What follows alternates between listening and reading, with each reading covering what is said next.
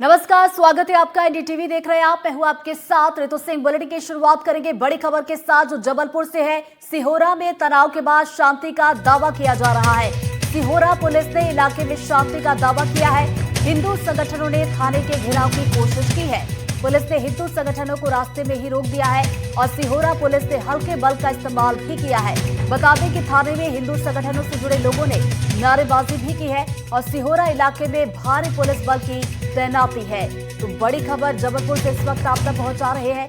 जबलपुर में बीते दिन से शुरू हुआ ये पूरा तनाव का माहौल, जिसमें शांति का दावा किया जा रहा है। 3 तस्वीरें हम आपको दिखा रहे हैं। पहली तस्वीर देखिए, आज देखिए ये तस्वीर है जहां पर फिर से देखिए बवाल हुआ है और दूसरी तस्वीर आपको दिखा रहे हैं जहां सुबह मंदिर में पूजा की गई और तीसरी तस्वीर दिखा रहे हैं ये बीते दिन की तस्वीर है जब सिहोरा में पथराव की स्थिति हुई थी, तनाव का माहौल बना था। जानकारी मिलने के बाद पुलिस बल मौके के लिए रवाना हुई थी, पुलिस बल को तैनात किया गया था और अब शांति का दावा भी किया जा रहा है। तो ये 3 तस्वीरें देखिए हम आपको दिखा रहे हैं। सिहोरा बवाल से जुड़ी हुई पहली तस्वीर आप जरा देखिए, ये आज दोपहर की तस्वीर है जहां पर एक बार फिर से बवाल हुआ है। ये देखिए तनाव की स्थिति यहाँ पर एक बार फिर से दिखाई दी दोपहर को। वही सुबह की बात की जाए तो सुबह मंदिर में पूजा अर्चना हुई और ये बीते दिन की तस्वीर है जहां से इसकी शुरुआत हुई थी जब सिहोरा में पथराव की स्थिति बनी, तनावपूर्ण माहौल बना और पत्थरबाजी देखिए किस तरीके से हुई थी। और आज देखिए, आज की अगर बात की जाए तो आज भी बवाल हुआ है, आज भी तनावपूर्ण हालात रहे। हालांकि दावा यही किया जा रहा है पुलिस की तरफ से कि शांति अब मौके पर है, लेकिन स्थितियां बिगड़े ना, इसको देखते हुए मौके पर बड़ी संख्या में पुलिस बल को भी तैनात कर दिया गया ताकि हालात काबू में रहे और फिर से हालात बिगड़े ना। चूंकि देखिए बीते दिन सिहोरा में जब पत्थरबाजी हुई थी, पथराव हुआ था, उसके बाद तनाव का माहौल यहाँ पर बना था। और आज सुबह की अगर बात की जाए तो सुबह देखिए मंदिर में पूजा हुई थी, लेकिन दोपहर की बात की जाए तो दोपहर की तस्वीरें आप जरा देखिए कि एक बार फिर से बीते दिन जैसे हालात बनते हुए नजर आए जब भगदड़ मची और यहाँ पर देखिए किस तरीके से बवाल हुआ। पुलिस मौके पर पहुंची और पुलिस भी यहाँ पर दौड़ती भागती हुई नजर आई। पुलिस की तरफ से हल्के बल का इस्तेमाल भी किया गया ताकि हालातों को काबू में पाया जा सके। तो ये बड़ी खबर आप तक पहुंचा रहे हैं जबलपुर के सिहोरा से जुड़ी हुई।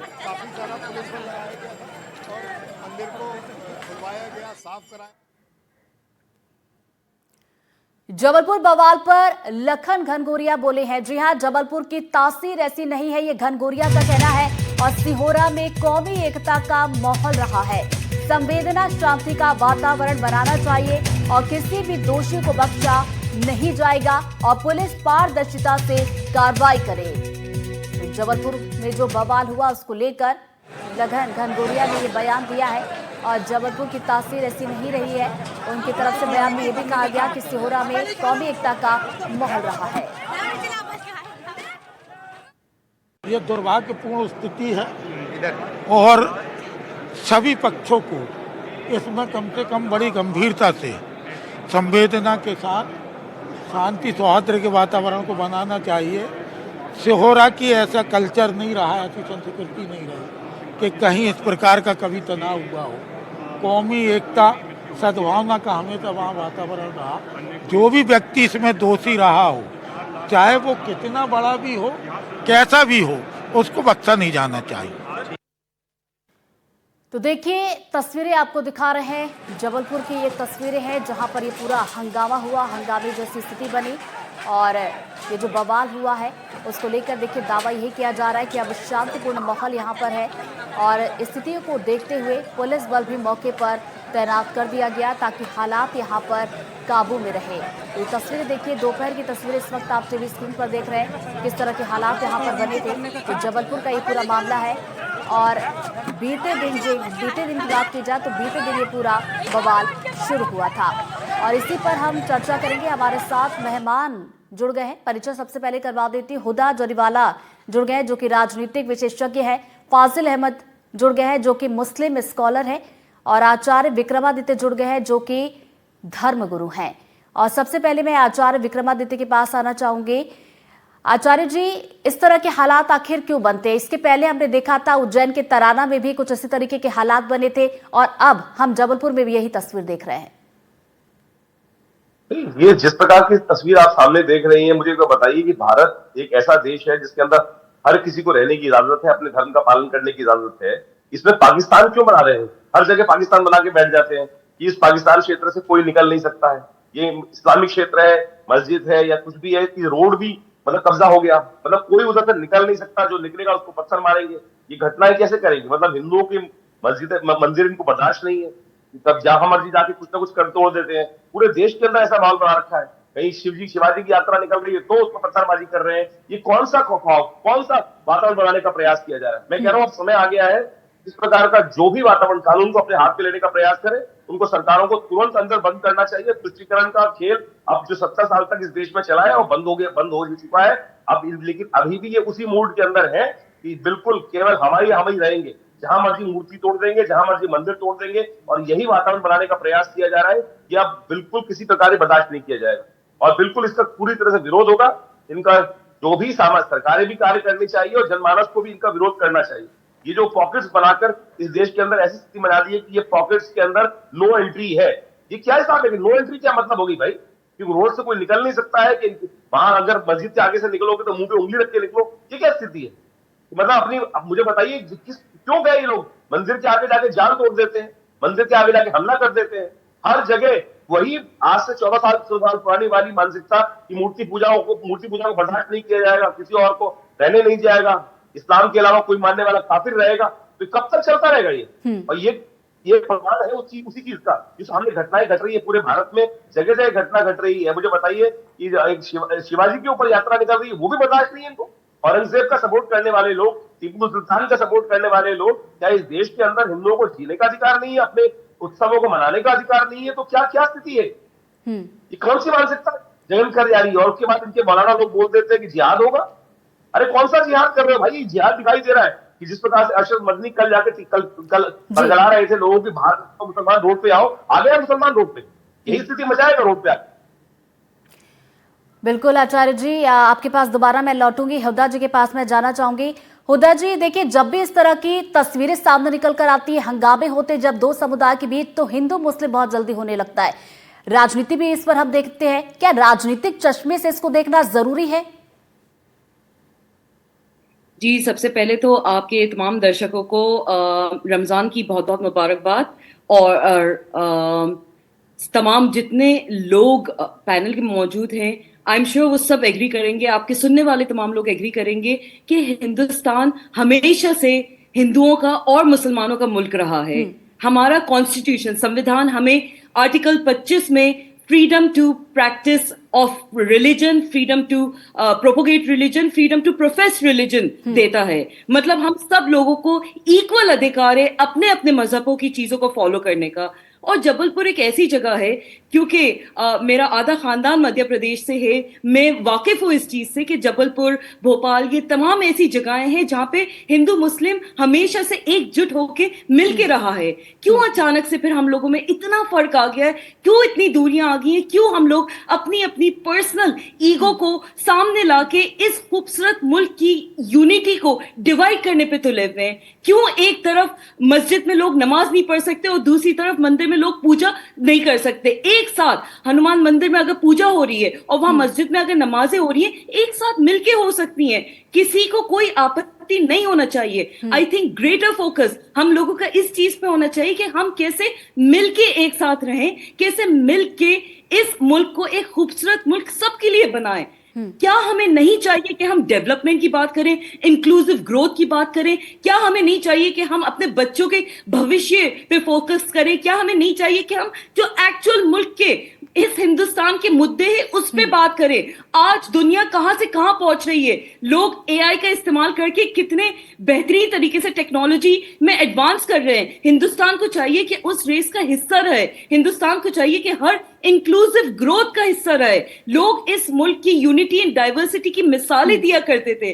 क्यों हम इस पड़ाव पे आ गए कि जहां पे हमें कोई एक धर्म के, कोई भी, चाहे वो हिंदू धर्म के हो चाहे मुसलमान धर्म के हो, किसी एक गुरु की बात मानने के बजाय जो लार्जर कॉन्शियस है, जो लार्जर लोगों का रिक्वायरमेंट है, मुझे नहीं लगता कि इस पूरे पैनल में या कोई भी आपके सुनने वालों में से ये चाहता हो कि हिंदू मुस्लिम कोई झगड़ा हो, कोई मसला ही हो। हम सब आपस में एक दूसरे के साथ मोहब्बत से, खुलूस से क्यों नहीं रह सकते? यहाँ पे जवाब है फाजिल अहमद जी से लेना चाहूंगी। फाजिल जी, देखिए रुति जी, हम उम्मीद करते हैं कि विक्रमादित्य जी को जितना टाइम दिया आपने उतना हमको भी देंगे। इस देश में कौन की धार्मिक आयोजन हमेशा से होता आया है, आगे भी होता रहेगा और सभी धर्मों का होता है।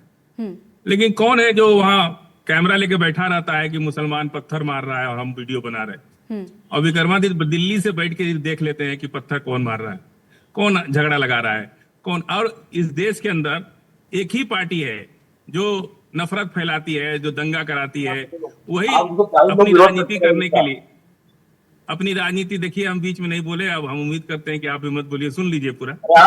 और एक ही पार्टी है इस देश के अंदर, दिल्ली से बैठ करके ना इन्होंने देख लिया कि कौन मस्जिद से पत्थर मारा, कौन हिंदू मारा कि पत्थर मारा।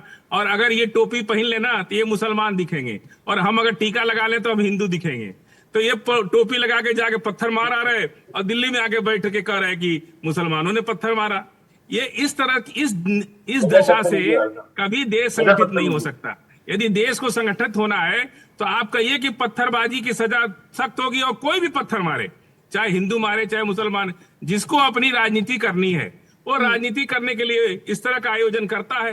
वो पत्थर मरवाता है, टोपी पहना करके पत्थर मरवाता है, चाहे कोई भी धर्म के लोग हों। और इस तरह से टीवी दिल्ली से बैठ के ये लोग देख ले रहे हैं, ये देख ले रहे हैं कि कौन पत्थर हिंदू मारा कि मुसलमान, ये भी पहचान ले रहे हैं कि हिंदू मारा कि मुसलमान मारा। फाजिल जी को ये लगता है कि राजनीतिक दृष्टि से ये सब आयोजित किया जाता है, प्रायोजित किया जाता है। आपके पास लौटूंगी। इस वक्त हमारे साथ आलोक वत्स जी जुड़ गए हैं, जो कि राजनीतिक विशेषज्ञ है। साथ ही साथ मेरे सहयोगी संजीव चौधरी भी जुड़ गए। और संजीव जी के पास में जाना चाहूंगी। संजीव जी, आप सभी मेहमानों को सुन रहे थे, उसको लेकर भी आपकी प्रतिक्रिया लूंगी, लेकिन सबसे पहले मैं आपसे ये जानना चाहूंगी, जो शांति का दावा किया जा रहा है, इस दावे में कितनी सच्चाई? देखिए, अभी तक तो शांति का जो दावा किया जा रहा था वो थोड़ी देर पहले तक थोड़ा सा दावा कमज़ोर पड़ गया था, क्योंकि एक गुट ने आकर फिर एक बार उत्पात किया था, थाने का घेराव किया और एक जो फलों के ठेले लगे होते उनमें तोड़फोड़ की थी। हालांकि पुलिस ने सभी को फिर एक बार अपने अपने घर भेजने के लिए बहुत हल्का सा बल प्रयोग किया और लोग अपने घर में भाग गए। दूसरी बात, जो अभी मैं एक पैनलिस्ट की बात सुन रहा था, वो हर चीज़ के लिए आजकल पत्रकारों को दोष देते हैं कि आप दिल्ली में बैठ के सब देख लेते हैं। तो जो वीडियोस मिले हैं, जो आए हैं, वो उसमें स्पष्ट दिख रहा है कि कहाँ से पत्थरबाजी की गई है और किसने पत्थरबाजी की है। वो इमारतें दिख रही हैं जो आइडेंटिफाई हो रही हैं कि पत्थरबाजी कहाँ से की गई है। जो मध्य प्रदेश के लिए जो एक पैनलिस्ट बात कर रहे थे, जबलपुर की विशेष तौर पर, बिल्कुल मैं इस बात से सहमत हूँ कि जबलपुर की जो संस्कृति है वो बड़ी मिलन की संस्कृति है। यहाँ पर तो एक वो भी मंदिर हैं जहाँ हनुमान जी का मंदिर है और उसके बगल में हर साल सवारी भी रखी जाती है। जबलपुर में रखी जाने वाली बहुत ज़्यादा सवारी जो है वो हिंदू धर्मावलंबी रखते हैं। तो बात इसकी नहीं है कि ये क्या हो रहा है, इस बात का गौर किया जाना चाहिए कि आखिर ये क्यों हो रहा है, आखिर क्यों बार बार दंगे होने लगे। आज मैं जिस जगह खड़ा हूँ, देखिए ये सामने दुर्गा मंदिर है।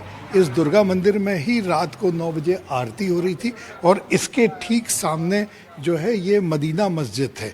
अब इस चौराहे पर ये दोनों मस्जिदें हैं, एक छोटा सा चौराहा है, तो यहाँ दोनों चीज़ें हैं।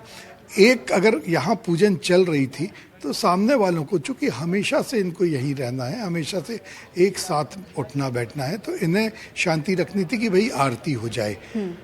जब इनकी अजानें होती हैं तो इन्हें शांति रखनी थी। जो मामला है वो इतनी छोटी सी बात पे बिगड़ गया कि आपका साउंड तेज है कि हमारा साउंड तेज है। छोटी बात पे झगड़ा शुरू हुआ, बहुत सारे लोगों ने मंदिर की तरफ कूच कर दिया, झगड़ा शुरू हो गया और उसका इतना बड़ा और इतना वृहद रूप देखने में मिला कि दोनों पक्षों के साथ जो हम देख के आए हैं अभी, कि मारपीट की गई है, काफ़ी सारे तोड़ फोड़ की गई हैं। तो ये सब स्थितियां हैं। अभी जो शांति की बात की जा रही थी, फिलहाल एक बार फिर प्रशासन ने शांति स्थापित कर ली है, क्योंकि सब लोगों को घर भेज दिया है। लेकिन ये शांति कब तक रहेगी, रात को कोई गुट एक साथ इकट्ठे ना हो जाएं, इस बात पे भी प्रशासन को पूरा नज़र और पूरा ख्याल रखना पड़ेगा। बिल्कुल ख्याल तो यहाँ पर रखना पड़ेगा ताकि हालात जो है काबू में रहे और तनावपूर्ण स्थिति दोबारा से यहाँ पर न बने। आलोक जी के पास जाऊंगी। आलोक जी, जैसा कि संजीव जी भी देखिए सवाल उठा रहे थे और हम भी देखिए तस्वीरें देखते रहते हैं कि आखिर बार बार इस तरह के मामले क्यों सामने आते हैं। उसके बाद जैसा कि फाजिल जी को हम सुन रहे थे, उनका कहना है कि राजनीतिक दृष्टि से यह सब किया जाता है। आपको नहीं लगता कि पहली प्राथमिकता ये होनी चाहिए कि हिंदू मुसलमान न करके शांति बनी रहे?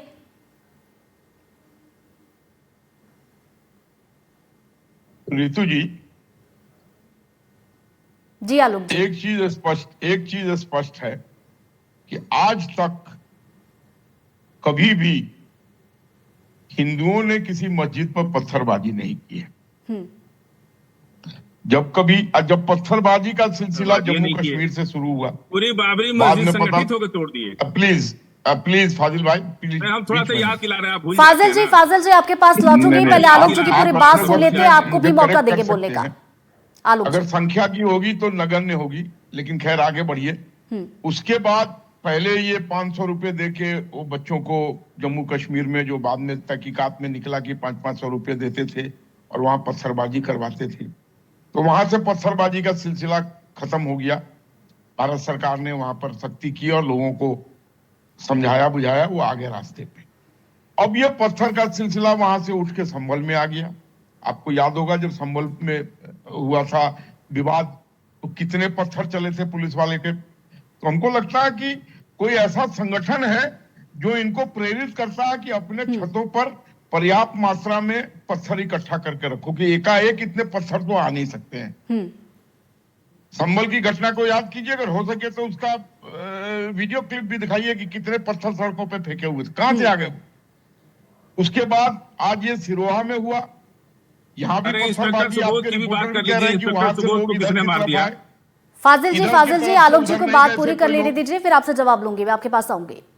नहीं, मुझे आपने पूरा टाइम दिया नहीं ना, जितना आपने विक्रमादित्य को टाइम दिया उतना टाइम अभी बहुत टाइम बचा है फाजिल जी, बहुत टाइम बचा है आपके पास। बात आपने पूरी की थी फाजिल जी, बात पूरी की थी आपने। आलोक जी को भी अपनी बात पूरी कर लेने दीजिए, आपके पास लौटूंगी। अभी बहुत वक्त है, आपको भी मौका मिलेगा। नहीं, अब रितु जी मुझे पूरा बोलने का मौका दें, मेरा आपसे गुजारिश है। दूसरी बात कि क्या बात है कि अगर हिंदुस्तान में 10 आतंकवादी पकड़े जाते हैं तो 10 के 10 एक ही समुदाय के लोग क्यों होते हैं? क्या कारण है? कौन है ये लोग? कहां से इनको ये ट्रेनिंग मिलती है? दिल्ली ब्लास्ट में 16 हिंदू पकड़े गए हैं। दिल्ली ब्लास्ट में 16 हिंदू पकड़े गए हैं। और राजस्थान में अभी आरडीएक्स के साथ हिंदू की गाड़ी से आरडीएक्स मिला। भारत में अभी राजस्थान में हिंदू ही पकड़े गए आरडीएक्स लाते हुए। लाते आप हैं, फटता है तो इल्जाम मुसलमानों पर डाल देते हैं, बता देते हैं कि आप लाते हैं आरडीएक्स, फट जाता है टोपी तो इल्जाम मुसलमानों पर डाल देते हैं। आप जो पकड़े गए हैं सुबोध की हत्या कर दिया इन लोगों ने। आप निरीक्षण कर लीजिए कौन है। अगर आपको इतना ही लगता है तो जो लोग पकड़े गए हैं उनका पॉइंट उतार के आप निरीक्षण कर लीजिए, पता लग जाएगा कौन लोग हैं। अगर वही शुरुआत कर दीजिए ना, कौन लोग हैं, बताइए कौन लोग हैं जो वीडियो बना रहे बैठ करके। गलत बात नहीं कीजिए, ये गलत बात ये है। पत्थरबाजी का सिलसिला पूरे देश में घूम रहा है। दिया आपको, आप इतना अच्छा प्रवक्ता थे और बीजेपी ने आपको इतना डरवा दिया कि आप उसी लाइन पर आ गए। पहले से इकट्ठा करके रख लिया जाता है। आप जी बहुत अच्छे प्रवक्ता थे, लेकिन बीजेपी ने आपको इतना डरवा दिया कि आप उसी पर उतर गए। किसी भी हिंदुओं के द्वारा किसी मस्जिद पर पथराव नहीं किया गया है। बाबरी मस्जिद किसने तोड़ दिया?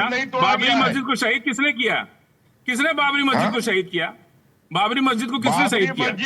नहीं, किसने शहीद किया? एक देश और सुप्रीम कोर्ट के स्टे के बावजूद न्यायालय को नहीं मानते हुए बाबरी मस्जिद को शहीद कर दिया। किसने किया? और रही किसने किया बताइए? बाबरी मस्जिद का तो उसका ऐसा ही अगर सारे लोग खत्म करने लगे एक दूसरे को, देश कहाँ जाएगा? का निर्माण हो चुका है, वहाँ भव्य राम मंदिर का निर्माण हो चुका है। जो बाबरी मस्जिद पर निर्माण नहीं हुआ ना, बाबरी मस्जिद की जमीन तो खाली है लोग जी, बाबरी मस्जिद पे नहीं बना। लेकिन बाबरी मस्जिद शहीद किए ना आप लोग, सारे हिंदू मिलकर तो शहीद किए थे। स्थापित काला अध्याय था भारत में, जिसपे भारत के लोगों ने उस अध्याय को बाबर का इतिहास कैसे होगा जिसने बाबर ने अखंड भारत बनाया? सुप्रीम कोर्ट ने भी की, इतिहास कैसे मिटा देंगे? सुप्रीम कोर्ट ने भी कहा बाबर ने तो इस देश को अखंड भारत बनाया, दे दी जाए, वहां मंदिर का निर्माण हो। और आप लोगों में अंदर ये सौहार्दपूर्ण बात आई और आपके अंदर ये देश प्रेम जागा कि ठीक है, सुप्रीम कोर्ट के आदर को मानते हुए हम वहां मंदिर का निर्माण होने देंगे। और भारतीय जनता पार्टी ने वहां पर लोगों के सहयोग से एक ऋतु जी मैं विशाल सिर्फ मंदिर का 1 मिनट का कमेंट चाहूंगी। ऋतु जी मैं कुछ कहना चाहूंगी। मेरा ख्याल से इस डिबेट हिंदू मुस्लिम करने के बजाय क्यों हम एक्चुअल मुद्दों पे फोकस नहीं करते? क्या फायदा हो जाएगा इसको किसी भी डायरेक्शन में ले जाने से? क्या साबित हम कर पाएंगे कि हिंदू गलत है या मुसलमान गलत है? At the end of the day हर डिबेट हिंदू मुस्लिम होके मेन मुद्दा साइड पे रह जाता है। हम यूनिटी की बात क्यों नहीं करते? हम ये बात क्यों नहीं करते कि शासन प्रशासन दोनों गुटों को कंट्रोल में रखे और वहां का सुकून और यूनिटी बनाए रखे? कौन जिम्मेदार है? सरकार भी इसकी जिम्मेदार है, पुलिस कर्मचारी वहां पे जिम्मेदार है, और धर्म के जो जिम्मेदार लोग हैं वो जिम्मेदार है वहां के लिए। तो हम हर डिबेट को हिंदू मुस्लिम करके फाइनली लब्बे लुबाव उसका एंड कुछ नहीं निकलता। इसका मेन फोकस होना चाहिए कि इस तरह की घटनाएं मजीद आगे नहीं हो, ना कोई मस्जिद में, ना कोई मंदिर में, ना ये यूथ को हम एम्प्लॉयमेंट क्यों नहीं देते? करप्शन फ्री करने पे मुल्क को हम फोकस क्यों नहीं करते? एजुकेशन देने पे हम फोकस क्यों नहीं करते? यूथ के पास इतना टाइम कैसे है कि वो पथराव करे या सड़क पे उतर के इस तरह की घटनाएं को अंजाम दे? हम क्यों शासन से, हम क्यों गवर्नमेंट से ये सवाल नहीं पूछते कि आखिरकार ये घटनाएं आज के टाइम पे भी 2026 में भी क्यों हो रही हैं? Eight the end of the day responsible इसमें जो मेन इलेक्टेड लीडरशिप है, जो वहां के शासन प्रशासन है और जिम्मेदार लोग हैं, वो हम सब कहीं ना कहीं तो सवाल ये है कि जिम्मेदार आखिर कौन है? क्योंकि हिंदू मुसलमान को लेकर हम थोड़ी देर पहले देख रहे थे, बहस हो रही थी। आचार्य जी से मैं यहाँ पर कॉमेंट लेना चाहूंगी। आचार्य जी, आपको क्या लगता है? देखिए, सबसे पहले तो समझने की आवश्यकता है कि राष्ट्र को बड़ा मानने का प्रयास करें। राष्ट्र को बड़ा मानने का प्रयास ही नहीं कर रहे हैं। वंदे मातरम तक पे तो यह ऑब्जेक्शन हो जाता है कि वंदे मातरम नहीं बोलेंगे, और उसके बाद स्थिति बचती है कि देश को सर्वोपरि रखने की बात करें, देश को आगे बढ़ाने की बात करें। यूनिटी की बात कर ले मेरे भाई। आचार्य जी, यूनिटी की बात कर ले। हिंदू मुस्लिम यूनिटी की बात क्यों नहीं कर रहे आप मुल्क को डिवाइड करने पे क्यों तुले हुए? हिंदू मुसलमानों को अलग क्यों समझते हैं आप? एक ही है हम, एक ही है, एक ही संविधान को मानते हैं, एक ही मुल्क में रहते हैं। लेकिन आपकी नेट पे बहुत सारी फोटो है जो बिना हिजाब के बैठी हुई है, तो यहाँ आप धर्म को आगे मैं रमजान में हिजाब करती हूँ, पर्सनल चॉइस, मेरा कॉन्स्टिट्यूशन मुझे पर्सनल अधिकार देता है। पर्सनली पर्सनल मत होइए आचार्य जी, पर्सनल मत होइए। मैं रमजान में करती हूँ, मेरा पर्सनल चॉइस है, पर्सनल मत होइए, पर्सनल मत होइए। मेरे हिजाब पे कमेंट करने का आपको कोई अधिकार नहीं देता, संविधान मुझे ये हक देता है। आप संविधान को अगर नहीं मानते हैं तो कह दीजिएगा। आप हिजाब पे कैसे बात कर रहे हैं? ये ना आपको मेरे मुसलमान होने से आपत्ति है? आप हिंदू मुस्लिम की यूनिटी की बात नहीं कर सकते? आप हिंदू और मुसलमानों को अलग रखते हैं, आप हिंदू और मुसलमानों को डिवाइड करना चाहते हैं। आप चाहते हैं कि मुल्क में एकजुट होकर हम नहीं रहे। कोई पढ़ा लिखा जिम्मेदार नागरिक नहीं चाहता दंगे फसाद, नहीं चाहता पथराव, नहीं चाहता कि अकेला रहे, अलग अलग रहे। हम सब एक है, एक ही संविधान मानते हैं। आपको कब ये बात समझ आएगी? इस मुल्क का हिंदू और मुसलमान एक ही है। की बात लोग खड़े होते रहेंगे घटिया मानसिकता से लड़ने के लिए कि हिंदू मुसलमान को अलग होना चाहिए। ये मुल्क सबके लिए बना था, इस मुल्क में सबके लिए उतनी जगह है, जितना मेरे लिए हिंदुस्तान है उतना ही आपके लिए है। अलग से आपको कोई हुकूक नहीं देता है। हिंदुस्तान का संविधान हमें इक्वल राइट देता है। कह दीजिए आप संविधान को नहीं मानते, कह दीजिए कि आप हिंदू मुस्लिम यूनिटी पे नहीं मानते, कह दीजिए। आप कह दीजिए कि मुसलमान अलग है, कह दीजिए। आपके हिसाब से तो अलग ही है, आपके हिसाब से तो मुसलमानों को हुकूक ही नहीं मिलना चाहिए। कौन सा मुसलमान है जो कहता है कि हमें हिंदुओं से ज्यादा हुकूक मिलना चाहिए? हर मुसलमान हिंदू भाई की बहन के साथ मिलजुल के रहना चाहता है। आपकी तरह नहीं कि इन दोनों को डिवाइड कर दें, आपकी तरह नहीं कि हिंदू मुसलमान को अलग कर दें। मुझे अपने भाई बहनों से उतनी मोहब्बत है जितने अपने मुसलमान भाई बहनों से। आप हमें अलग नहीं कर सकते, हम एकजुट होकर रहेंगे और यही इस मुल्क की जीत होगी। हिंदू और मुसलमान इस मुल्क का यूनाइट होकर रहेगा। आप जैसे लोग या जो भी उस मानसिकता के लोग हैं जो हिंदू मुसलमान को अलग समझते हैं, वो कभी कामयाब नहीं हो सकते अपनी मंशा में। ये मुल्क एक होके रहेगा। इस तरह की जो दंगे फसाद है उसको मजीद और हवा देना बंद करिए, बजाय इसके कि बात करिए कि शासन प्रशासन रिस्पॉन्सिबिलिटी उठाए। बजाय इसके कि आप ये कहिए कि इस मुल्क में हिंदू और मुसलमान को पढ़ाई लिखाई की तरफ, एजुकेशन की तरफ, रोजगार की तरफ और तमाम ग्रोथ और डेवलपमेंट की तरफ फोकस किया जाए। आप दोस्तों पे लगे हुए, मतलब कब आपकी मानसिकता चेंज होगी? कब आप लोग जिम्मेदारी से लोगों को इस संविधान का सबक पढ़ाएंगे? कब आप लोगों एक प्लेटफॉर्म पे लाके आप पर्सनल हुए जा रहे हैं, आप पर्सनल हुए जा रहे हैं। आचार्य जी जो मुद्दा है उस पर बात कीजिए। इस तरीके से तस्वीर दिखाना सही नहीं है, पर्सनल मत जाइए आचार्य जी। डिबेट टॉपिक यूनिटी पे फोकस होना चाहिए। डिबेट इस बात पे कि जिम्मेदार कौन है इस दंगे के लिए, शासन प्रशासन से आप जवाब नहीं देंगे, लेकिन पर्सनल हो जाएंगे, मेरे हिजाब को अटैक करेंगे। वाह भाई वाह, बहुत खूब। आपने तो पूरा डिबेट का मुद्दा ही हिजाब कर दिया। मतलब अगर मेरे रमजान में हिजाब कर दिया जो मेरा पर्सनल चॉइस है, जिसमें कोई मुझसे सवाल नहीं कर सकता, आप मेरी इंटरनेट से निकाल के पिक्चर्स दिखा दें। भाई ये डिबेट का टॉपिक है, यही इसी मानसिकता को चेंज करना है। दिस इज नॉट पर्सनल, ये पर्सनल नहीं है। This is not personal. Topic of debate उदासरी वाला नहीं है। टॉपिक ऑफ डिबेट जबलपुर में हुई वो घटना है जिसकी जिम्मेदारी हमें पूछना चाहिए। बिल्कुल मैं वो हूँ, बिल्कुल मैं वो डिनाई नहीं कर रही हूँ।